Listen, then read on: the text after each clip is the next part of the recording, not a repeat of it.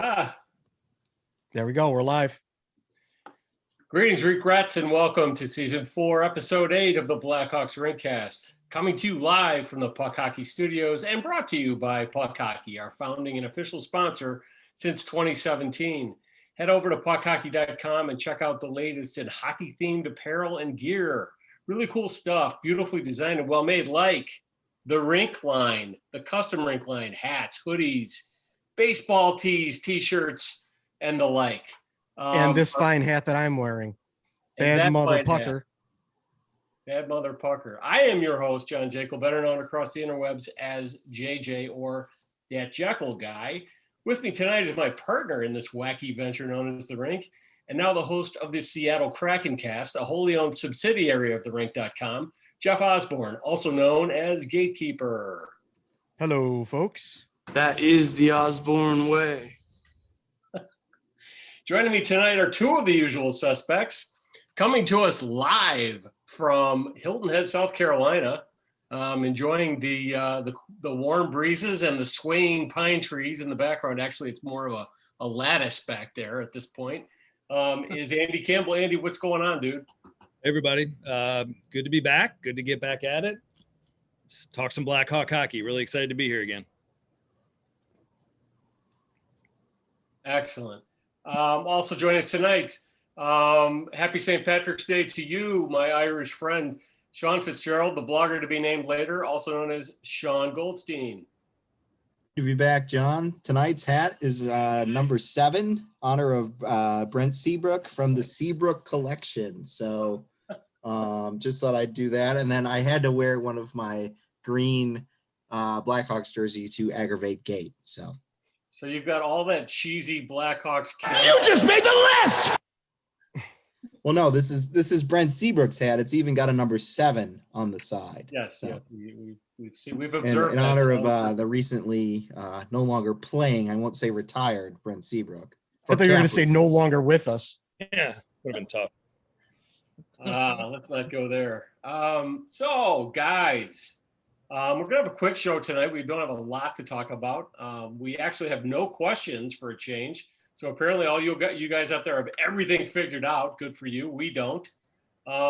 Which is why we're going to talk about the trading deadline, the Blackhawks strategy coming up to the trading deadline next month, which with their recent kind of tailspin, I think has people talking more about what they should be doing.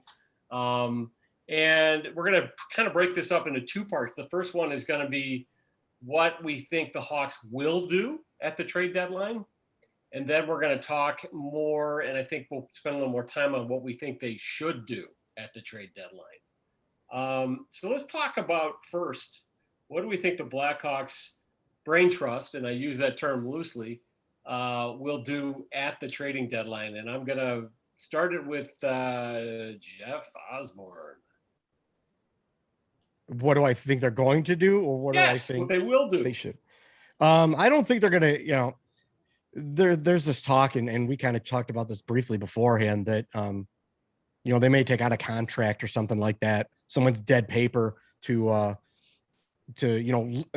bring in some more assets, kind of like what Carolina did to the Blackhawks to get rid of their dirty paper.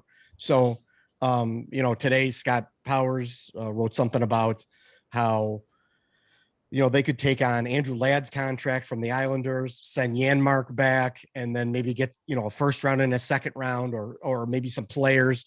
He kind of hit a couple of different things in there.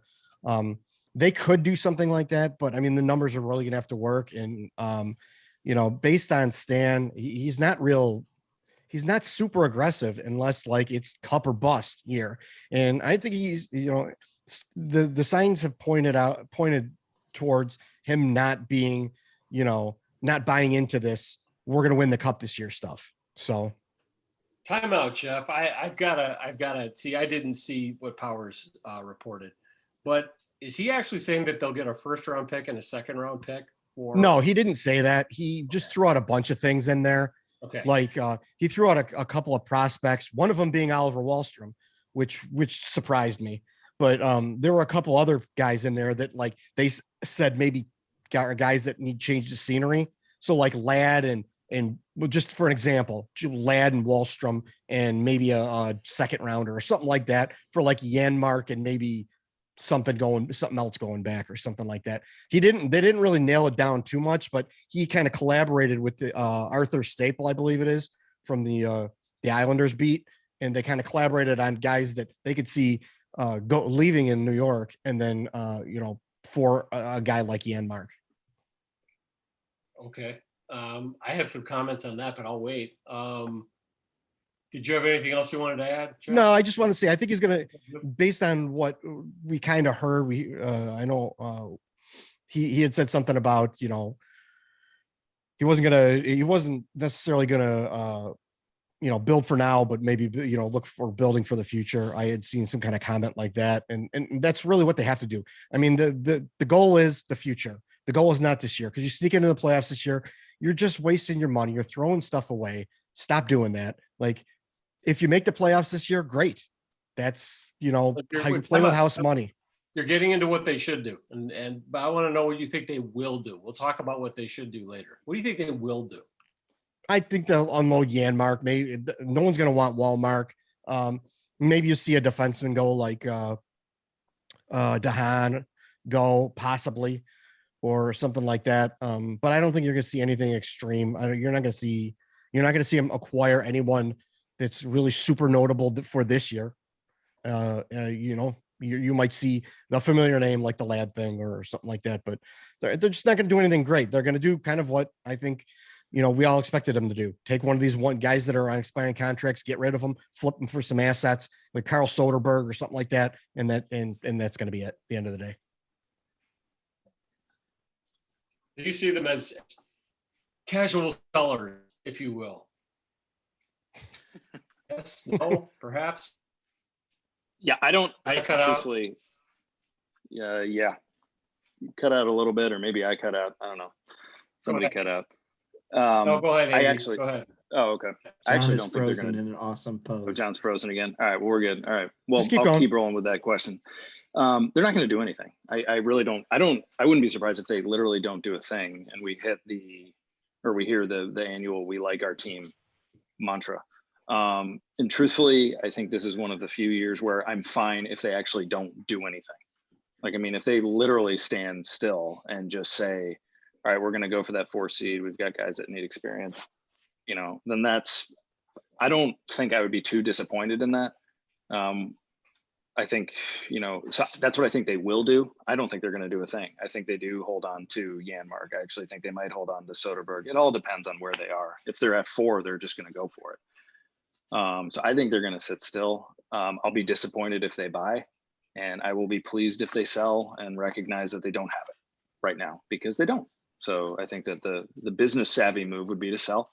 I think that they're gonna lay low and just hold the line and just say, we think we can get in this year, and that'll be good for our young guys. And if that's what they do, I wouldn't be terribly sad about that.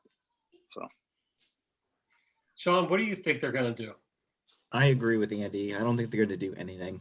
I think based on whatever, Stan never really goes the way we think he's going to go. He zigs when everybody thinks he's going to zag. So I think they're going to just stand pat, hold on to everything. I do like Gates' idea of them getting Andrew Ladd, because that would not only would that hopefully weaponize their cap space, but it would also meet the requirement of bringing a former Blackhawk back to the Blackhawks that Stan seems to be trying to meet every year. So that would be the only thing, but I think they're going to do nothing. Yeah, I'm going to join the majority opinion here. I think that they will do a combination of nothing, and I could see them taking on somebody's dead contract and cap space. The thing is I think that the construct of those theoretical deals that the Athletic writers were boiling up to me is fantasy land. I think that Janmark and taking on some cap space is not going to get you any high draft picks. It may I don't know, maybe it gets you a 2nd round pick. I don't see how it gets you Oliver Wahlstrom, unless his star has fallen so far. so but I think I have a feeling that's what they're going to do, because in so doing, they trade, some cap space this year for some draft picks, probably, some second, third, fourth, maybe fifth round draft picks, which can't hurt, that it's a lottery ticket. In the meantime, they don't get rid of Soderberg. They don't get rid of Walmart. They don't get rid of Janmark, because they're going to, so chances are, I still believe that at the deadline, they may be in fourth place still. And I think absolutely they're going to want, any added revenues they can get from being in the playoffs, that old, give the kids experience mantra, et cetera, and, they don't really give a crap if they jeopardize their draft position, which ought to be as important as anything else in this. But they're going to do it. They're going to definitely want to go for the playoffs, because they love to reinforce their narratives. And their narrative is that they've improved greatly this year, even though the improvement is a little bit sketchy. I mean, it's some of it has been a really hot goalie and the old 3-on-3 that they fall back on, et cetera. And they have a lot of work to do to really improve this team to being a legitimate, playoff team year in, year out, and a cup contending team. But they'll go for the quick hit, and they're going to do. I think they're going to fund guys, and they're going to on somebody's dead cap space in return for some drafts, and probably should do. I think they really should be sellers, and I agree with Gate, and I think they should be bigger sellers. So I'm gonna start that topic off, and I'm gonna turn it over to Sean. What do you think, Sean? Setting aside what you think they will do, what do you think the Hawks should do at the trade deadline? They should sell. I think Carl Soderberg, Matthias Janmark.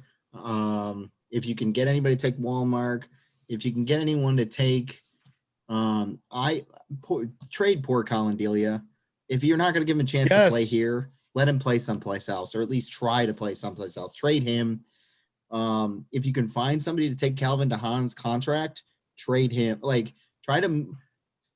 Everything's all about the future now. It's not revenue be darned. It's not about making the playoffs this year. It's about building up assets to when you're ready to compete. Ultimately, you've got to find guys to fit your puzzle, and we're still working on the outline of the puzzle right now. We don't have the center filled in or any of that stuff. So you've got to sell. It's literally like the end of Trading Places when they're like sell. That's what they got to do. Frozen concentrated orange juice. We'll get to you in a second. Okay, Andy, Clarence speaks. Yeah, they should sell. I mean, I agree with Shawnee 100%. Will they sell? I don't think they will. I do think that they're they're going to be fighting for that fourth spot, and they might want to keep guys like Soderberg around in that fold, particularly on the power play in front of the net. If they think, hey, let's give, and then they'll lose him for nothing, and that'll be that. Or I don't know, who knows? Knowing the Hawks, they'll probably re-sign him for like 3 more years if they hold on to him. But I would sell it right now, and actually I feel more comfortable doing that now. I mean, you've got young kids who have come in and have proven that they're going to be NHL hockey players, and I think some of them you didn't know that before. Right. So I think selling right now sell and get younger. Make sure that a guy like Hagel is on the fourth line when he's 24, 25 years old, and then has another 22 or 23-year-old with him, on the fourth line mucking it up. Just get younger and younger. I mean, I think that's the way to do it. Any picks you can get back. JJ, you mentioned go for the lottery ticket. Do it. Why wouldn't you? Yeah. I mean, I wouldn't worry about a hefty return on Janmark because I don't think he's part of their future, or a hefty return on Soderberg. If it's a 4th round pick, take it, Oh, trade Dylan Strome too. Well, if you could find any taker for Dylan Strome in any way, shape, or form, do it. They're not going to find one. They won't. Hey guys, wait, I want to break this to you. Our boy Ray said it, so I got to bring it up. Dylan Strome makes Kirby Doc expendable. Oh my! He did just score his 5th goal, but come on. No, honestly, you're not going to get anything for. No one is going to buy Dylan Strome right now. I mean, why on earth, if you're a contender, would you be like, that's the guy we need? The Hawks bought him. You hate right. hate Dylan Strome as much as we hated Eric Gustafson. Well, he is a skilled hockey player who is not a good skater and isn't good at winning 50-50 pucks. If you are a contender right now, you will say, yeah, we need that guy for how much are we willing to give up for a guy that we could use right now on our second power play unit? And that's about it. Yeah, I think I just don't, it's not happening. Yeah, So. I think if they're going to move Strome, it'll be like before the draft. But yeah, you're right. There's going to be no market for him because he's not a guy who comes in and adds anything to a contending team. No, he just came back from getting hurt and he was playing terribly before that. I mean, where's his value right now? But, great. He scored tonight. Congrats. But anyway, sorry. That's what triggered me. I saw that. Every show. Sorry. I go to bed at night staring at the ceiling, thinking about this. We've talked about this. So I have to. All right, Jeff, go ahead. Yeah. I have to interject here that Ray in fact was joking, as Ray often does when he said that. Yes, he was. Yes, he was. Obligatory Ian comments. There we go. Okay, now that we got that out there. It is. Right. There's another one. Jeff Osborn, my friend, my partner, fellow grumpy old guy. What do you think the Hawks should do at this trade deadline? Well,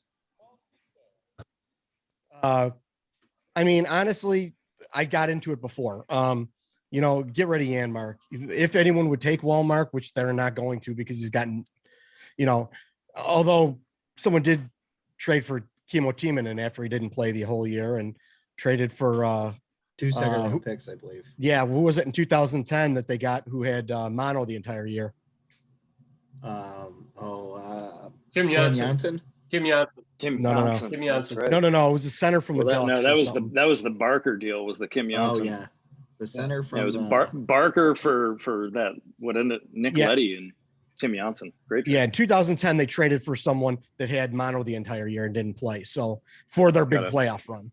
I mean, anything can happen, but I mean, they just need to get rid of these expiring contracts and see if you can, a couple that have 2 years on them, see if you can get, lower your salary.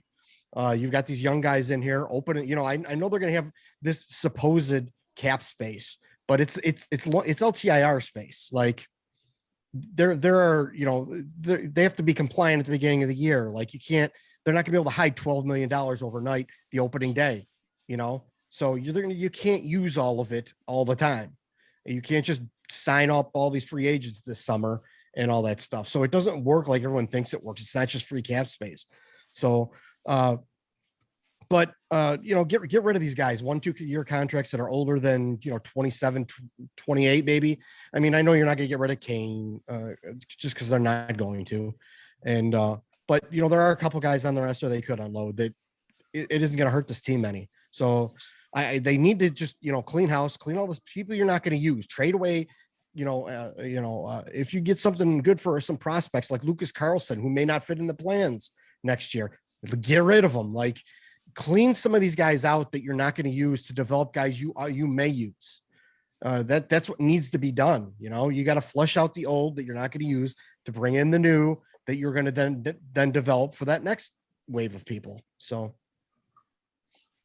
Yeah, I guess I'm gonna, in the spirit of the question, what they should do. Although I know they will not do it.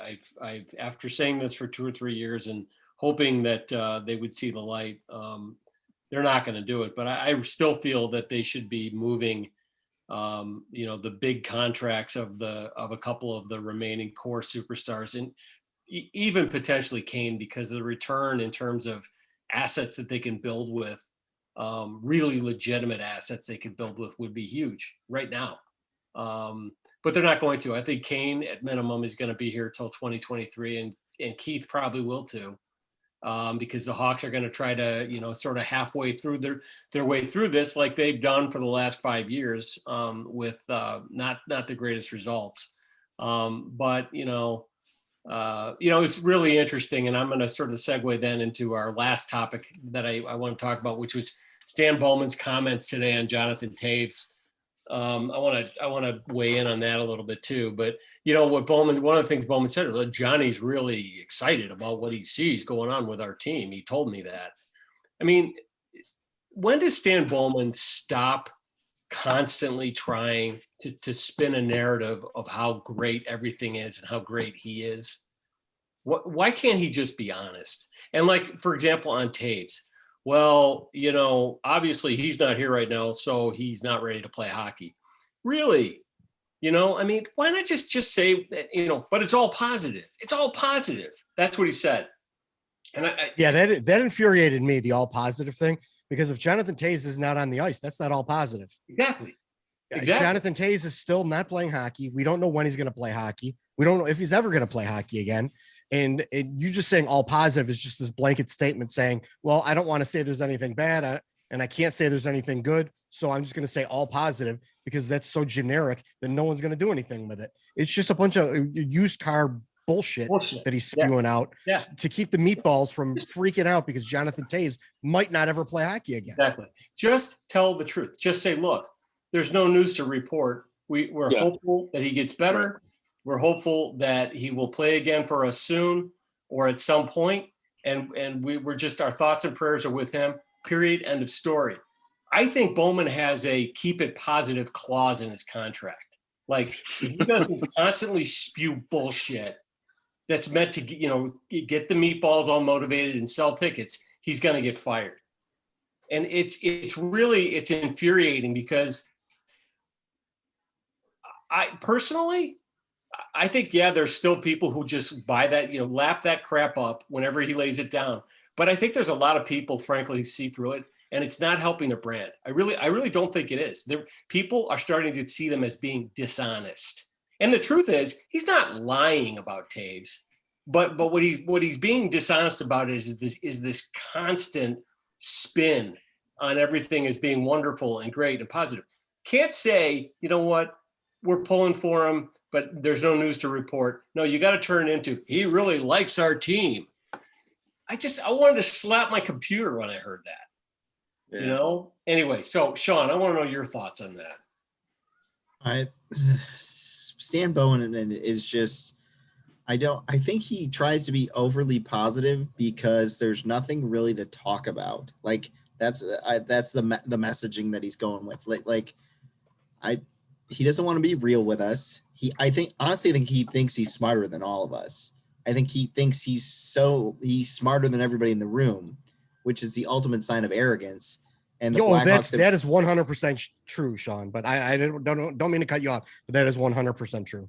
Yeah, and he's been rewarded for his arrogance. Like he got a promotion this past year. So he doesn't think he thinks he crafts rainbows right now, and anything he says is pure solid gold. He's like the guy in the Lucky Charms boxes. He's magically delicious, and everything's coming out great. Wow, we have an Irish theme going tonight with Sean. Definitely. Yeah. So I know. Geez, you worked Lucky Charms into the podcast. They are. Hey, at least I didn't say anything about the Cubs, so you're good on that one. Oh, well, there you just did. So you screwed that, buddy. All right, Andy, what do you think about Bowman's comments about Toews? And it's okay to be dismissive and not as pissed off as the rest of us. I just want to. I guess I don't know. I mean, I'm trying to pick my battles, so I guess I'm not like overly disappointed. I mean, it is what it is. I mean, it's an immunity now with Stan Bowman when you read any interview, any article, anything about him, where it's just like he's not going to give you much. Everything he's going to say is going to be, as we talked about, positive. He's going to try to represent the organization as constantly going in a positive direction, and everything is looking terrific. So I guess I wasn't overly disappointed because you don't get anything out of Stan Bowman. And I mean, it's great. Oh, I exchanged a couple emails with our captain. That's awesome. That's great. I'm glad, he got back to me. Wow. I just, I don't know. I mean, still has an I AOL kind of like, account. That's how arrogant he is. No, I mean, what I would have appreciated if he just said, yeah, we don't have any update on Jonathan. That's it. Like, that's all you need to say. Everyone knows it's serious. He Casey, like you said, he's not playing. He's our captain and he's not playing hockey right now. And there's no timetable on his return. I mean, just say we don't have an update on him, so. Yeah. And here's the thing. There's things that he can and should be positive about, like Bill Kershaw scored a goal the other night. there's a handful of young guys who are looking like guys who can be around and help this team for a number of years. Let's talk about that. If you want to be positive, talk about that. But please don't give me this garbage about, well, Johnny's really excited about our team and he's really excited about what he sees. It's like, shut up, dude. Anyway, Gabe, what do you think? Well, I mean, you guys said a lot of the things that I think too. I mean, but with Stan Bowman, it's a finely crafted game. It's a game for him because he's going to say things are all positive. The beat writers are all going to grab that quote that says, Stan Bowman, things are all positive. And then this thing just it grows legs and they run with it. And it's, well, we just heard that Jonathan Toews, it's all positive about him. Well, no, that's not necessarily true. If you look at it in context and you listen to what he actually said, he said, like, we have no updates. We don't really know what's going on. We're not really sure. We're just hoping, and it's all positive. And he just throws that little, he knew he was throwing that little quip in there so that everyone could grab that quote and all the beat writers could throw it out to everybody. And now everybody, every casual fan, every John and Sally casual fan is going, well, did you hear about Toews? It's all good. It's all good. Crack. It's crack. Yeah. That's what he's doing. He's peddling crack to the meatheads. And it really becomes, I mean, I followed this team 1960. How old I am. And we missed it. You cut out on that one. I think your internet connection's from that era too. It is. I still have CompuServe.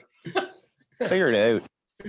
Actually, I have Spectrum, and Spectrum Internet, you suck ass. Sorry, but it's just check them off the sponsor list. Yeah, it's I suggest you let that one marinate. We're checking a lot of people off the sponsor list, pal. Once I show up, that's when the sponsor list just goes off the rails. It's just significantly. Yeah, he needs, I don't know, he needs to stop doing it because sooner or later, this stuff's going to catch up with him. I really think it is going to. I mean, it's just at some point, you keep throwing this crap out there and people keep lapping up. It's like the insurrectionists at the Capitol. They all get busted. They're facing federal prison, and now they're all blaming Trump. It's like at some point they're going to start blaming Bowman. I mean, Can confirm. So anyway, that's we're going to end on that note, I guess, tonight. It's a short show. Do you guys have any topics you want to talk about though before I wrap things up? Matt Tompkins, love Matt Tompkins. No, hey, Rockford. There's some kids in Rockford that are playing pretty well. Hey, they're playing pretty well. Andy, give us an abbreviated Rockford report. That would be great. Well, I like Ulti right now. He had that big overtime goal. That was nice. I mean, there's some kids down in Rockford who are starting to look like regular AHLers and not these big time prospects that I think will come up. At the same time, Regula's seen pretty good minutes, which is good. I mean, that's positive. We all talked about how a full year he needs down there. The goaltending situation's crazy, but I think, it's fun for a guy like Matt Tompkins and how long his career has been to have a couple career nights in there. That's really fun. Other than that, Barrett is playing regular minutes, which is good. He's chipping in an assist or so every other game. I still think ultimately bottom six guy. I mean, they don't have any forwards, I don't think, down there right now that are going to be top six NHL players, probably at this point, when you think about it. Not positive. That is not positive. No, trying to silver lining. I mean, they are 5-8-1. I mean, it hasn't been all sunshines and rainbows down there. And they started off really bad too. Yeah, they were. I know. So okay. So basically, right now, just call me Stan Bowman Rockford. I mean, that's pretty much what I'm doing right now. No, but honestly, it's all about being professionals down there and playing and learning about the game. I mean, I'm not really worried about their record. There's a couple of kids down there that will be NHL players. I still think Regular is going to be one of them. Obviously, Bodan has been up and down, back and forth a little bit. The taxi squad, obviously, we all want to see more players playing there. Dealey is not playing. We talked about that. That's no good. Is Nalimov or Nalimov going to play, or they just? Nalimov? I don't know. We'll see. We'll see. I'm sure Tompkins gets the next start again. Yeah, I because they're mean, not playing until this weekend. Well, they but- sent Tommy Auburn down too. yeah, to And Andy. And Auburn's back down with the fuel.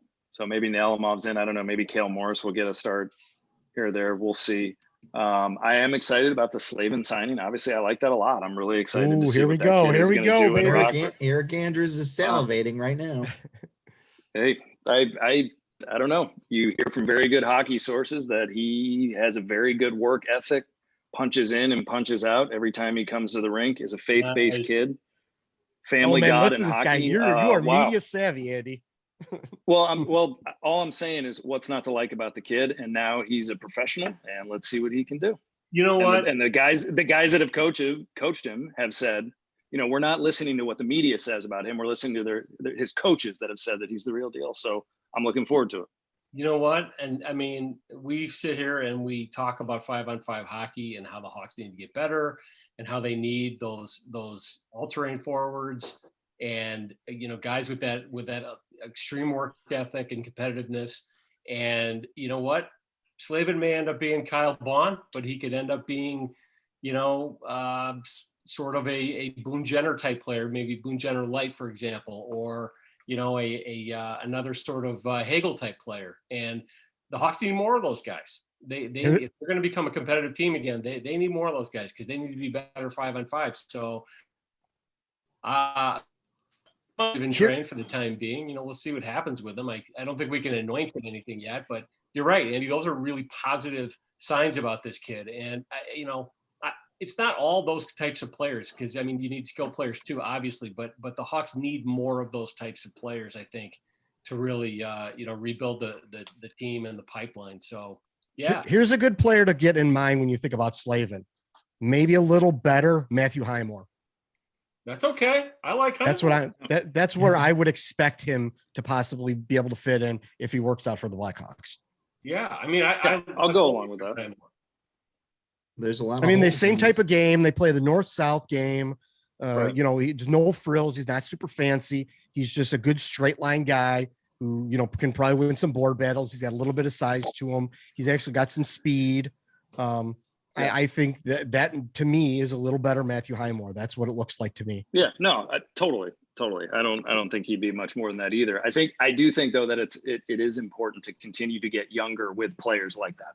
Yeah. Because the shelf life on that whole grinding, when those guys are 27, 28, if you look in Boston right now, a guy like Curley right now, they're talking about dealing, and he's 27 years old, 28 years old, where 2 years ago when he was in the finals against St. Louis, it's like everybody needs a guy like this on their roster.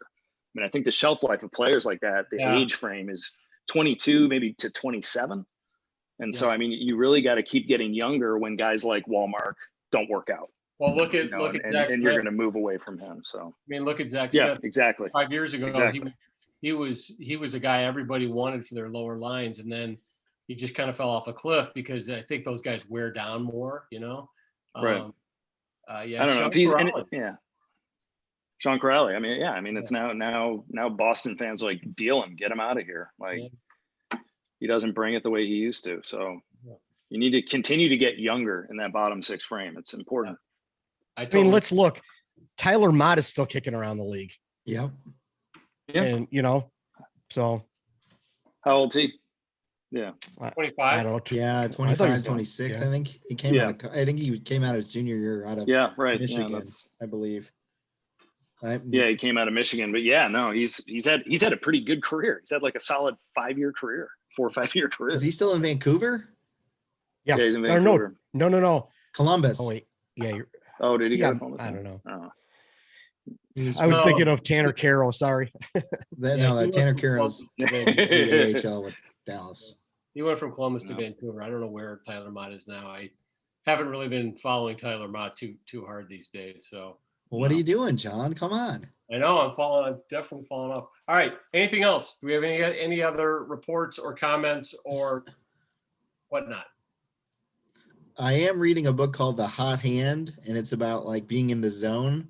And I think that's currently, you guys are going to laugh, but players get into a zone and they feel like they're unbeatable so I think everybody goes through it, whether it's like middle school or whatever. I think that's what's happening with Matt Tompkins right now. So they better ride it while he's still in the zone, because then eventually it goes away, and then you realize like you're just who you are. But everybody gets in the zone at some point, or as the book described, like from Midway's NBA Jam, you're all heating up, and then ultimately you're on fire. But eventually that goes away. So Yeah, that's interesting. That might it's an be interesting book. It's kind of right now geared towards basketball a lot, but it's by Ben Cohen of the Wall Street Journal.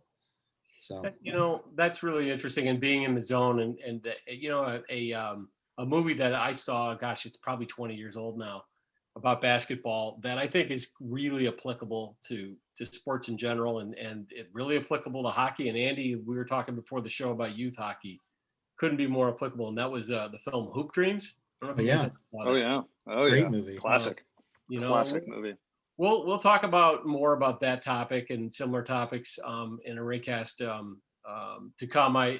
There's a local goalie coach here in Columbus who works for the Blue Jackets and is also working with my sons. He's been working with my sons for the last couple of years, and he's agreed to come on the show. And I think he's got some really great perspectives about youth hockey and what parents should expect from youth hockey, from their kids and from coaches. We'll get back to that aspect of hockey, which we've covered in years past.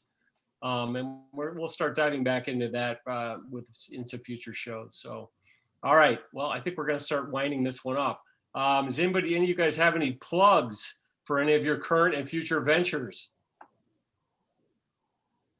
Come on. Of course, the Kraken Hostel Seattle Rinkcast. We're just getting up and going, and I'm going to get some more guests coming up soon. We've only been doing about one a month because, of course, there's no team yet. But we're trying to get it up fired, trying to get the fan base Hey, why don't you talk about the big news with Seattle? They were ranked above the Buffalo Sabres in a poll. Yeah. Talk about the ultimate troll job. That's what it was. But so that podcast, and then follow all of our social media. At the Rink Shy is for Chicago, and then we have at the Rink Colorado, at the Rink Toronto, at the Rink NWHL. We have at the Rink AHL. We have all that stuff. So just follow all of our social media, and then our Facebook page is just one where everything comes together. And our Instagram, we also put our stuff on there, so you can follow us on Instagram at the Rink Official, or on Facebook at the Rink Official. And visit our sponsors, puckhockey.com, puckhacky.com. Get some of this gear, right? Get some of these Rink. That's not Rink. Or this. You got my T-shirt here. My T-shirt. Yeah, I got a sticker here. Rink decals. Yep. Rink signature line. Marion Hossa signature line. They've got it all. You can get a 10% discount when you use THERINK all caps discount code at puckhockey.com. One thing I want to mention with that is we are going to be we're going to be putting together some kind of giveaway soon of some Puck Hockey merch. So stay tuned for all that. I got a whole mess of these stickers to give away. You can put them everywhere. Your kids can put them all over your house, on your furniture and everything. Your wife will love it. So we're going to be giving some of these away too. All right. We're going to wrap this baby up. Thank you to the usual suspects for joining me tonight, as well as Jeff Osborn from the Seattle Kraken cast. We thank our sponsor, Puck Hockey, puckhacky.com. What else? Anything else? I don't think so. Stop Asian hate. No Asian hate. Yeah. Stop Asian hate. I'm with you totally. I'm all about the world issues. Last podcast it was get your COVID vaccine. Now it's stop Asian hate. Nice. Sean, we'll have a book report and a social conscience report from you every night. Sure, that's how I'm always reading. So that'll be awesome. All right. So for myself, Jeff, Sean, Andy, and the rest of the Rink Rats, we will see you on the rink.